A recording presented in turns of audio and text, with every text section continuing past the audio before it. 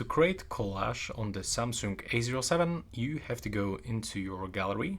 There we go. You can go for your pictures or albums and open the album with the specific pictures that you are looking for.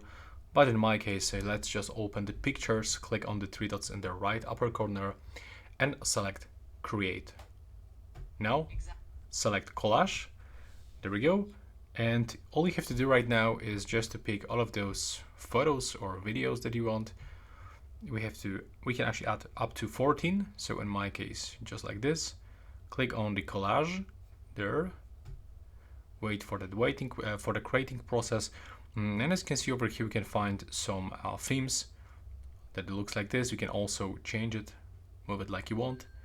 And you can also get this one. There we go. Or we can get something like this with the blur pictures, colors. We can get some rounded pictures. We can even change aspect ratio or treat this as a wallpaper. And now I have to click save in the right upper corner. There we go. And now as you can see, the collage is visible just over here.